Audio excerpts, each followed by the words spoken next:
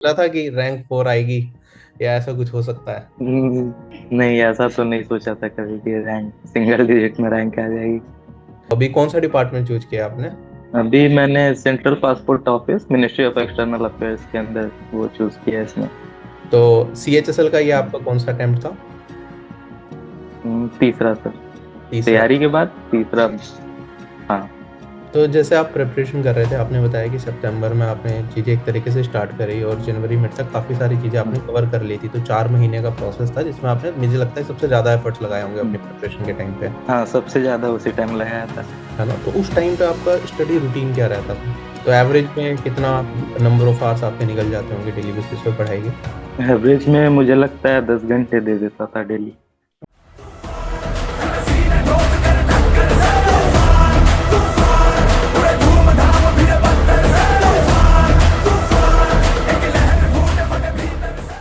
Hello everyone, उम्मीद करता हूँ आप सभी लोग स्वस्थ हैं।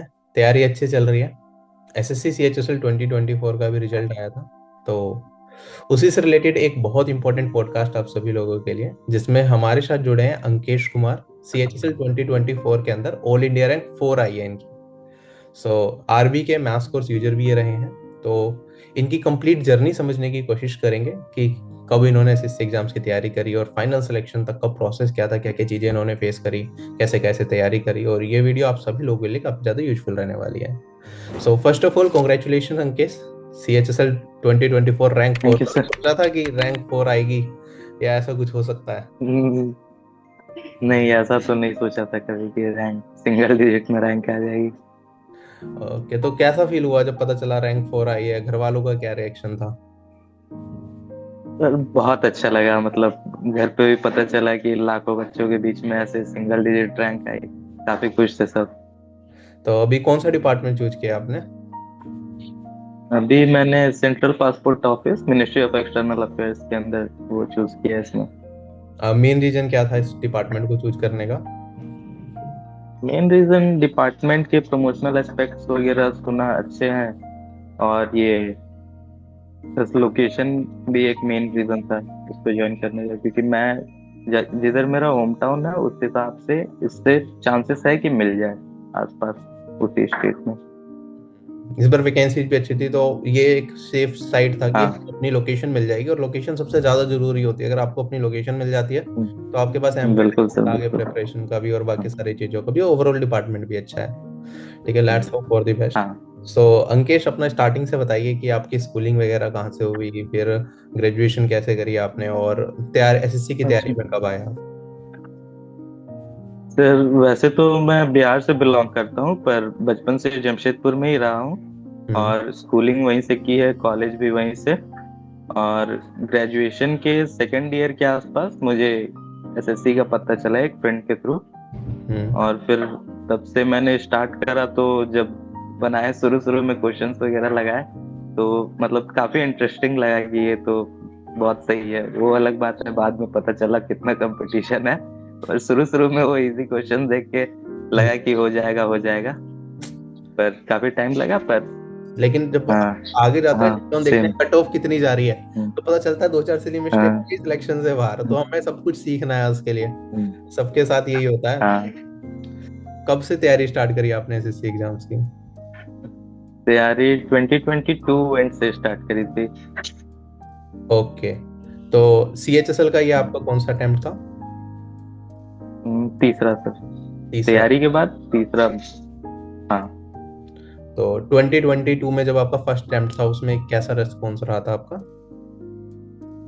फर्स्ट अटेम्प्ट में मतलब प्री क्लियर हो गया था, मेंस में अच्छे नंबर नहीं रहे। हम्म। और 2023 वाले अटेम्प्ट में मार्क्स काफी अच्छे थे, पर कंप्यूटर में फेल हो गया था मैं। उस ओके। वजह से रह गया। हम्म। हाँ। पिछली बार 2023 में कंप्यूटर का लेवल भी CHSL में काफी अच्छा पूछा गया था। हाँ, काफी अच्छा पूछ दिया था, उसी चक्कर में रह गया। ठीक है।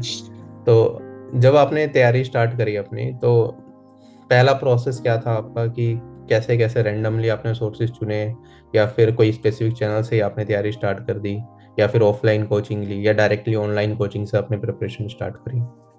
नहीं, प्रिपरेशन स्टार्ट किया था तो सबसे पहले तो रैंडम कोई यूट्यूब वीडियोस वगैरह देख के एक आध बुक मंगवाए, प्रैक्टिस हम्म। करना चालू किया। पर उससे कुछ खास असर दिखा नहीं मुझे अपने मार्क्स पे। फिर हम्म। मैंने मतलब एक होता है ना, फॉर्म भर के एग्जाम दे दिए हैं विदाउट प्रिपरेशन। फिर हम्म। नए नए में एक्साइटमेंट रहता है कट ऑफ देखने का, तो कट ऑफ के लिए जब भी सर्च करो तो आरबी पे पहुंच जाते हैं। फिर आपकी वीडियोस देखी, वहीं से आपके चैनल से जुड़ा। फिर स्टडी रिलेटेड वीडियोस भी देखने लगा। उसके बाद से फिर अच्छा लगा तो फिर मैथ्स कोर्स ले लिया था। हम्म। अब जब कोर्स लिया उसके बाद प्रॉपर मतलब प्लानिंग के साथ एग्जीक्यूट करने लगा, मैथ्स रीजनिंग इंग्लिश साथ में। मैं करीब 2022 एंड में मतलब घर से बाहर पीजी में चला गया था रहने, और हम्म। वहीं से सिलेबस पूरा खत्म किया। 2022 वाला अटेम्प्ट मैंने वहीं रह कर दिया था, प्रिपेयर हम्म। करके अच्छे से। ओके। फिर नहीं हुआ वहाँ 2022 वाले में, तो वापस घर आके बाद में फिर लाइब्रेरी ज्वाइन किया। और प्रिपरेशन मतलब बीच में थोड़ा गैप करके लगातार ऑलमोस्ट कंटिन्यू रखा। ओके, तो अगर मोटा मोटा देखा जाए तो आपका सिलेबस किस टाइम पे कंप्लीट हुआ सारे सब्जेक्ट्स का?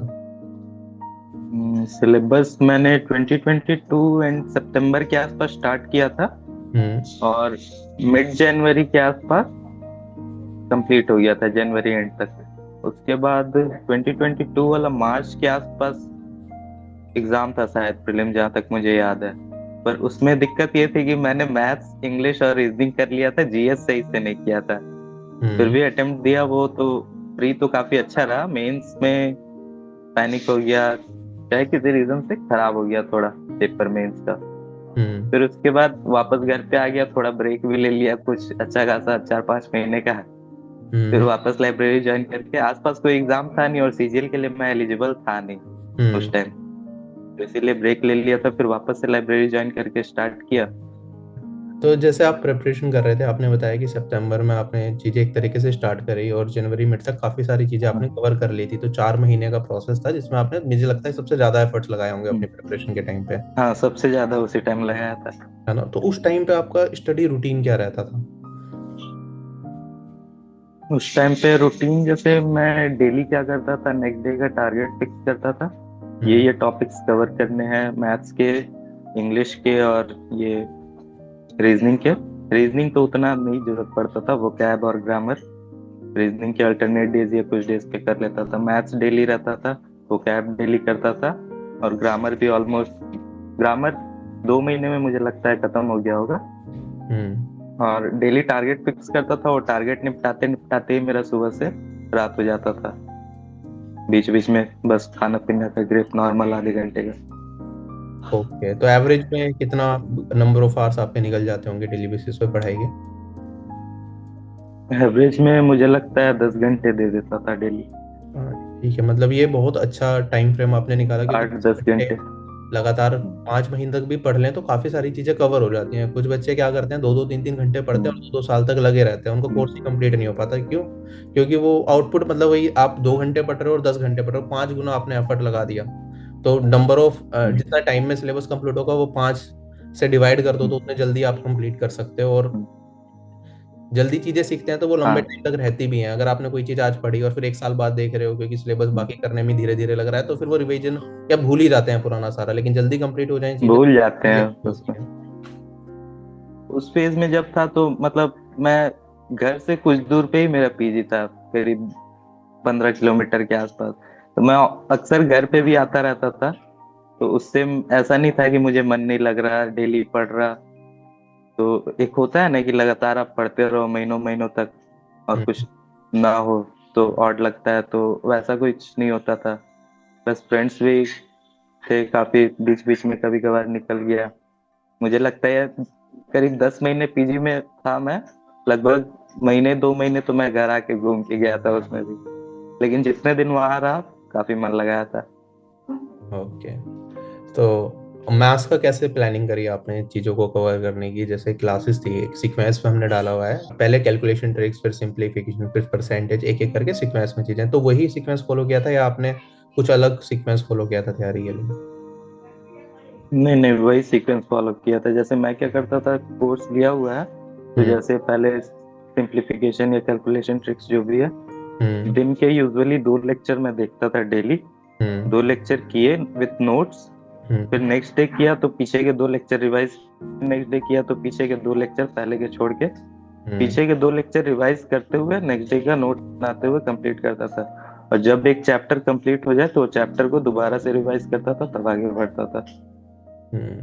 नहीं, बिल्कुल बेस्ट स्ट्रेटेजी आपने फॉलो करी है। मतलब यही एक अच्छा तरीका है मैथ्स करने का। बहुत सारे लोग बिंज वॉचिंग करते हैं, सोचते हैं मैथ्स की वीडियोस देख लेता हूँ, सारा हम्म, परसेंटेज उठाया, पूरा एक साथ खत्म कर दिया 2 दिन के अंदर, और पता चला याद कुछ भी नहीं रहा, क्योंकि खुद से प्रैक्टिस नहीं करी उसकी, क्वेश्चंस की रिवीजन नहीं करी। जब तक तुम हम्म, बार बार पीछे जाके देखोगे ही नहीं क्वेश्चंस जो किया है, वो खुद से हम्म, होगा ही नहीं, क्योंकि उस टाइम तो समझ आ गया तुम्हें, और हाँ, फिर एग्जाम में दिक्कत ये आती है कि सर क्वेश्चंस तो सारे देखे हुए थे, लेकिन हो नहीं पाया टाइमली, या फिर देखे हुए लगते हैं। हाँ, हाँ, क्योंकि वीडियो में देख लिए, लेकिन जब तक खुद से सोल्व नहीं करे तब हाँ, तक तो कैसे बात बनेगी यार। उनको क्वेश्चंस की रिवीजन नहीं करी बार बार, कि चलो क्लास आज कर ली तो अगले दिन से पहले एक बार फिर से हम्म, सारे क्वेश्चंस वो जो पिछली क्लास के हैं वो देख, जब तक खुद से सोल्व नहीं करेंगे तब तक वो बात आएगी ही नहीं। तो ये प्लानिंग आपकी काफी अच्छी रही, और मुझे लगता है कि फिर आपके साथ वो दिक्कत नहीं आई होगी कि जैसे आगे चैप्टर्स पे बढ़ रहे हैं तो पीछे का बिल्कुल ही ब्लैंक हो जा रहा है।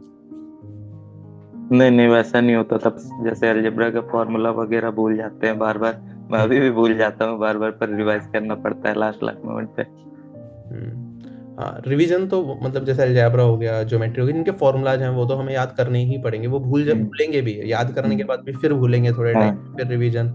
इनका तो हम्म, कॉन्टिन्यूअस प्रोसेस है। हायर ट्रिग्नोमेट्री इवन मैं भी 6 महीने तक देखूं हाँ। तो मेरे दिमाग से निकलने लग जाते हैं फॉर्मूले, वो देखने पड़ते हैं। ठीक है, तो वो फॉर्मूलाज तो करने ही है वो टाइमली। फॉर्मूलाज कैसे, कितने टाइम के गैप में आप रिवाइज करते थे ये सारे? फॉर्मूलाज यूजुअली मैं ज्यादातर जब मॉक वगैरह देता था उस टाइम, जैसे दिखा कि हाँ ये फॉर्मूला में दिक्कत आ रहा है, ट्रिग्नोमेट्री का कोई है तो उसका देख लिया, और उससे रिलेटेड जो और उस चैप्टर के हैं, वो सब भी देख लिए। इस टाइप से करता था ज्यादातर। मॉक्स में जैसे जैसे दिक्कत आता था वो चैप्टर उठा के करता था। ओके। तो इंग्लिश में आपने बताया कि आप वोकैबलरी और ग्रामर को पैरेलली लेके चलते थे, राइट? तो हम्म, वोकैबलरी सेक्शन को कवर करने में आपको कितना टाइम लगा होगा, और कितनी वोकैबलरी आपने याद करी थी जनरली? मैंने लगभग 3500 के आसपास किया था। वो ब्लैक बुक में जितने हैं, हम्म। साइनो, एंटो, एंटो नहीं किया था, साइनो, इडियम्स और वन वर्ड किया था। हम्म। पहले डेली सुबह वहां पे था तो डेली सुबह उठ के सबसे पहले क्या भी करता, डेली करता था, तो लगभग साइनो, इडियम्स और वन वर्ड। उसके बाद से उतना दिक्कत नहीं था वो फैब में, एक बार कंप्लीट हो गया। ठीक है। और एंटोनिम नहीं किए, बहुत अच्छी चीज़ है। बहुत सारे एस्पिरेंट्स क्या करते हैं, साइन और एंटो साथ में लेके चल देते हैं, फिर कंफ्यूज हो जाते हम्म, हैं कि जहाँ एंटोनिम पूछा है मतलब वही सिर्फ कंफ्यूज पूछा है। से ही मैंने तक मैंने एंटो नहीं पढ़ा है। और कॉन्फिडेंस भी आ गया होगा जब मॉक्स देते होंगे, जब वोकैबलरी अच्छे से कवर हो गई, हम्म, ग्रामर भी आपने कहा 2 महीने में हम्म, लगभग कवर हो जाती है, तो उसके बाद एक कॉन्फिडेंस बिल्ड हो जाता है कि अपना यार ये सब्जेक्ट हो गया हमारा हम्म, कवर। तो मॉक दे रहे थे तो उस टाइम पे फिर हम्म, जब इतना कवर करने के बाद मॉक में स्कोर कैसा आने लग गया इंग्लिश में? हम्म। मैं कवर करने के बाद मतलब 40 प्लस आ जाते थे, 40 45 के अराउंड। मतलब सिली मिस्टेक्स कम होने लगे, प्लस जो एक इफेक्ट पड़ता है कि कुछ टफ क्वेश्चंस आ गए मॉक में तो उसकी वजह से बाकी क्वेश्चंस गलत हो जा रहे हैं, तो हम्म। वो धीरे धीरे कम होने लगा। प्रैक्टिस करता गया मॉक्स। ओके। तो अभी CHSL प्री हुआ था, तो उसमें मैथ्स में स्कोर क्या रहा था आपका? प्री में शायद 50 आउट ऑफ 50 था या 47.5 था, एग्जैक्ट याद नहीं। और टोटल सारे सब्जेक्ट्स का मिलकर नॉर्मलाइज स्कोर क्या हम्म। रहा था प्री में आपका? प्री में आई थिंक 174, 174। 24, हाँ 174। ओके, अच्छा स्कोर रहा काफी। एंड मेंस में टोटल स्कोर क्या बना आपका भी फाइनल आंसर की के बाद? मेंस में total score 349। 349, very good score. मतलब 360 में से सिर्फ 11 नंबर इनके कटे और 349 स्कोर किया, डेट्स ब्रिलियंट। तो मेंस में जैसे आपने बताया 349 स्कोर आया, तो सेक्शन वाइज आप बता सकते हैं कितना कितना स्कोर आया आपका मैथ्स, इंग्लिश के रीजनिंग में? 90 आउट ऑफ 90, रीजनिंग में भी 90, हम्म। इंग्लिश में भी 120, हम्म। बाकी जीएस में 40। इसके वजह से आपने मैथ्स कर लिया 4.5 महीने में, आपने इंग्लिश कर लिया तब तक, है ना? रीजनिंग के लिए क्लासेस वगैरह कभी कुछ रेफर करी, या फिर डायरेक्टली कि नहीं हो रहे हैं मॉक में क्वेश्चंस तो मैं बस मॉक्स ही दूंगा डायरेक्ट? नहीं, रीजनिंग के लिए मैं क्या करता था, यूट्यूब पे रैंडम किसी भी टीचर्स के ऐसे वीडियोस देख लेता था, हम्म। तो यूजुअली मॉक से ही मैं करता गया, और जैसे जैसे जिस जिस टॉपिक्स में मुझे लगे कि दिक्कत आ रहा तो वो से फिर करने लगा। तो कौन से पर्टिकुलर टॉपिक्स रहे होंगे जिसके लिए आपको लगा कि नहीं, मेरे को क्लास देख लेनी चाहिए, यूट्यूब पे वीडियो देख लेनी चाहिए, सो डैट कि अच्छा स्कोर करूं? गए, कैलेंडर हो गए, और जैसे ब्लड रिलेशन, वो अब शुरू शुरू में वैसे पता नहीं था कैसे सॉल्व करे, फिर बाद में स्टेटमेंट, अजम्पशन, कंक्लूजन और सिलॉग्स वगैरह प्रिपरेशन के दौरान कोई बुक्स वगैरह भी आपने ली थी अपने? ये थे, पर ज्यादातर बुक्स अनयूज्ड रह गए। एक बस ब्लैक बुक, और ये ग्रामर के लिए नीतू मैम की जो बुक है वॉल्यूम 1, वो दोनों अच्छे से यूज किए। हम्म। और बाकी बुक्स तो उतना यूज नहीं किया। तो जैसे मॉक्स हैं, तो आपने CHSL 2024 प्री से पहले लगभग कितने मॉक्स लगाए होंगे? प्री से पहले जैसे मुझे लगता है 50-60 मुश्किल से लगाए होंगे, ओके। तो क्योंकि मेरा रिवीजन बाकी रह जाता था एग्जाम से। इंग्लिश भी रिवाइज करना है, तो रिवीजन में टाइम देने के चलते लास्ट लास्ट में जब एग्जाम आने वाला हो, 1.5 महीने जैसा, तब लगभग मार्क्स लगाता था। ओके। एग्जाम नजदीक आने वाले हैं तो 50 के आस लगता है तो जो आरबी के लाइव मॉक्स होते थे वो लगाए थे आपने इस बार? हाँ, वो लगाए थे। तो उसमें कैसा स्कोर रहता था? स्कोर तो उतने अच्छे नहीं आते थे। ये देखकर ये एक अच्छा लगता था कि जैसे डिफिकल्ट होता है एक्चुअल एग्जाम में, चाहे मॉक टेस्ट में भी, कि 2-3 डिफिकल्ट क्वेश्चंस आ गए, तो वो हैंडल करना आरबी के मॉक लगाते लगाते थोड़ा इजी हो गया था। ओके। कभी डिमोटिवेशन भी आया कि यार आरबी के मॉक्स में तो नंबर कम आ रहे हैं, क्या पता फाइनल में भी ऐसे रिफ्लेक्ट हो जाए और सिलेक्शन के चांसेस खत्म हो जाए, प्री क्वालिफाई भी ना हो पाए, ऐसा कुछ लगा 2024 के टाइम पे? नहीं नहीं, वो तो आइडिया यार, एक्चुअल एग्जाम में ऐसा जल्दी नहीं रहता, तो वैसा अंदाजा था। फॉर्म पे पीवाईक्यूज या कोई मॉक लगाता था तो अच्छे नंबर आते थे, तो इसलिए उस वजह से तो डिमोटिवेट नहीं हुआ था। और जैसे सेफ स्कोर की जो वीडियो आती होगी उससे भी पता चल जाता होगा कि चलो नंबर कम आए हैं, लेकिन इस मॉक का सेफ स्कोर हाँ, 120 है, आसपास है। तो हाँ 130 आए हैं हाँ, तो वो भी भी है। नीचे रहते थे। हम्म। प्री के बाद जैसे मेंस की आपने प्रिपरेशन स्टार्ट करी होगी, तो कुछ स्पेसिफिक चेंजेस किए आपने प्रिपरेशन पैटर्न में, या जो फ्लो था वही कंटिन्यू रखा और एक्स्ट्रा टॉपिक्स को पहले कवर किया? क्या स्ट्रेटजी बनाई प्री के बाद मेंस के लिए? मैंने टारगेट रखा था कि जो भी टॉपिक्स वीक है, वो वो सबको एकदम अच्छे से रिवाइज करना दोबारा लास्ट लास्ट में एग्जाम तक। फिर जैसे करंट अफेयर्स मैंने स्किप ही कर दिया था ऑलमोस्ट, और वो लकीली करंट अफेयर्स नहीं है, एक आता आते हैं, तो वो तो एग्जाम में कुछ गेस कर दिए वैसे। कंप्यूटर सेक्शन में इस बार कितने मार्क्स रहे आपके?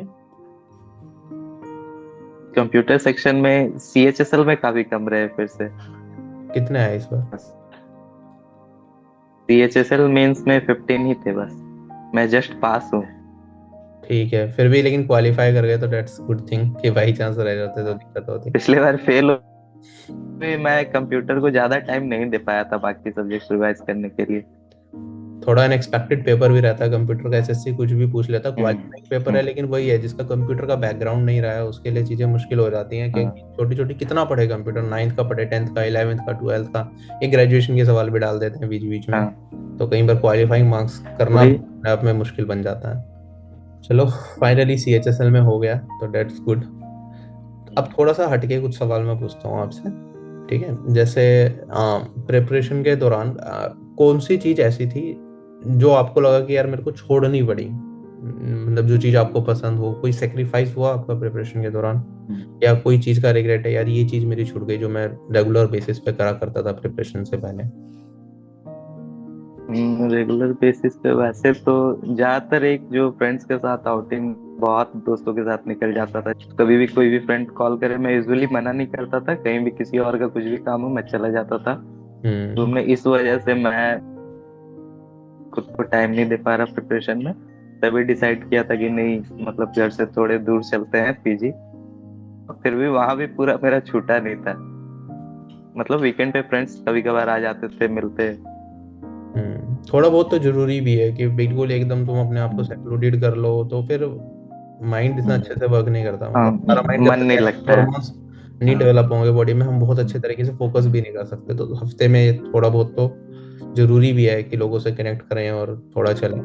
बाकी ये चीज है कि हाँ, जब प्रिपरेशन फेज में हो आप, तो आपको नो कहना सीखना पड़ता है। अदरवाइज अगर आप हर जगह हाँ हाँ करें तो प्रिपरेशन फिर उस पर इम्पैक्ट हम्म। पड़ने लग जाती है कि यार आज पढ़ने बैठे, शेड्यूल बनाया कि आज शाम तक ये करेंगे, पता चला किसी दोस्त का फोन आ गया कि चल रहे हो वहां पे, और मना कर नहीं पाए और फंस गए। मुझे लगता है ऐसा कि काफी आपको होता है। फायदा मिल गया पीजी जाने में कि थोड़ा सा आप डिस्टेंस हो गए इन चीजों से, हम्म। और फिर लिमिटेड, हम्म। मतलब कभी संडे को या वैसे फिर लिमिटेड हाँ। टाइम पे ही जाने लगे आप। वहां से वापस भी आया तो मैंने सोचा था अब घर पे ही कंटिन्यू करूंगा, सिलेबस तो खत्म है, रिवीजन ही करना है। फिर मैंने लाइब्रेरी ज्वाइन किया, दिन भर लाइब्रेरी में पार कर देता था। और जैसे सोशल मीडिया का क्या रोल रहता था आपकी प्रिपरेशन में? इंस्टाग्राम, फेसबुक वगैरह यूज करते थे आप प्रिपरेशन के टाइम पे, या बिल्कुल छोड़ दिया था, या फिर ये थोड़ा बहुत स्क्रॉल कर लिया? वो तो नहीं, व्हाट्सएप वगैरह यूज करता ही था। एक होता है ना कि जब मैंने ये टारगेट्स वगैरह सेट कर रखे थे, हम्म। ये सिलेबस कंप्लीट करने प्रिपरेशन के लिए, तो वो अपने आप कम हो गया था। सबसे ज्यादा जरूरी है कि टारगेट टारगेट्स बने हुए था। हों, है ना? क्योंकि टारगेट्स आपके बने हुए थे तो आपको पता था यार ये नहीं करा तो मेरा हम्म। छूट जाएगा। तो ऑटोमेटिकली अगर आप हाँ। देख भी रहे होंगे स्क्रॉल करने में, तो दिमाग में ये चीज चल रही होगी यार वो चीजें मेरी अभी बची हुई हैं, वो मुझे at hmm. The end of the day करनी है। जब हम विदाउट टारगेट्स अपने प्रिपरेशन को कर रहे होते हैं, तो उस केस में क्या होता है, चलो यार तो बैठे, कुछ फिक्स करा नहीं, आज क्या करना है, 1 घंटा लग गया, 1.5 घंटा लग गया, चलता जा रहा है, टाइम वेस्ट होता जा रहा है, क्योंकि हमने फिक्स हाँ, प्लानिंग नहीं वैसा करी अपनी होता था। डे की, है ना? तो टारगेट्स काफी ज्यादा यूजफुल रहे आप लोगों के लिए कि प्लानिंग थी, आपने अपने टारगेट बना रखे थे, और उससे माइंड एक सही डायरेक्शन में था कि नहीं ये चीज तो करनी ही है आज, बाकी जो एक्स्ट्रा टाइम मिलेगा तो उसमें जो कर लिया। सो जो एस्पिरेंट्स अभी तैयारी कर रहे हैं अपकमिंग एग्जामिनेशन की, एसएससी फील्ड में आने की सोच रहे हैं, उनके लिए आप क्या सजेशंस देना चाहेंगे? सर, एक तो है कि जो एकदम न्यू है, उनको तो मैं ये कहना चाहूंगा, अगर काफी ज्यादा मन हो इस फील्ड में आने तो तभी आए। मतलब ऐसे ही बस कि मुझे जॉब चाहिए, इधर चांसेस है देख लेते हैं, तो उन लोगों को तो मैं इसमें ना ही जंप करे, ऐसे मतलब कुछ खास इच्छा ना हो तो बस जॉब के लिए। अगर जिनको काफी अच्छा मन है ये गवर्नमेंट जॉब और एसएससी के थ्रू करना चाहते हैं, तो उन्हें मैं यही कहूंगा प्लानिंग के साथ स्टार्ट करें। जिस भी टीचर से पसंद हो, प्रॉपर प्लानिंग अगर ना हो तो काफी दिक्कत होगी न्यू एस्पिरेंट्स को। कौन सी मिस्टेक्स एस्पिरेंट्स ना करें अपनी प्रिपरेशन के दौरान? जैसे नया बच्चा है, उसने तैयारी करनी स्टार्ट करी, तो क्या उसे नहीं करना चाहिए जो उसे मतलब बिग नो है कि नहीं ये तो बिल्कुल मत करो वरना फंसे रह जाओगे या फिर नहीं हो पाएगा सिलेक्शन? से न्यू एस्पिरेंट्स को मैंने देखा है, ऑब्जर्व करा है कुछ को, कि कोई और किसी और टीचर से पढ़ रहा है, देख लिया कि इसके कुछ लगा लेते हैं, मतलब जाते हैं कि इनके भी शीट सॉल्व कर लेता हूँ, इनके भी कर लेता हूँ। बहुत सारे ऐसे भी उसमें रहते हैं कि जो ज्यादातर एग्जाम्स में नहीं पूछे जाते, उन पे दिमाग लगाए हुए हैं। हम्म। ये इसमें जो एक प्रॉपर जो भी टीचर है, उनके जो शीट्स रहते हैं, जो भी अच्छे टीचर्स हैं, जो एग्जाम से रिलेटेड करवाते हैं वही काफी है। बहुत ज्यादा इधर उधर करने की जरूरत नहीं है। लिमिटेड सिलेबस है, उसे उसी तरीके से लेके चलें, क्योंकि हाँ। अलग अलग जगह पे तुम बार बार मूव करोगे तो you can deviate from your path, कि हो सकता है जो चीज़ एग्जाम के लिए रेलिवेंट ही ना हो, तुम उसमें अपना ज़्यादा टाइम वेस्ट कर दो, और जितना ज़्यादा चीज़ों को ब्रॉड करते रहोगे उतना ज़्यादा उसका मुश्किल रिवीजन होगा और बाकी सारी चीज़ें होंगी। तो एक लिमिटेड टाइम फ्रेम में, और जिससे पढ़ा उसी को मल्टीपल टाइम्स रिवाइज करेंगे तो वो ज़्यादा आउटपुट देगा एज कम्पेयर टू कि आप अलग अलग टीचर्स की अलग अलग चीज़ें ट्राई कर रहे हो और कि कुछ छूट ना जाए इस चक्कर में, फोमो के चलते आप अपने सिलेक्शन के चांसेस और ज्यादा रिड्यूस कर दो। पीवाईक्यूज पे ज्यादा डिपेंड रहे बेटर होगा, हाँ। क्योंकि एसएससी का जो पैटर्न है उस हिसाब से ज्यादातर उसी पे।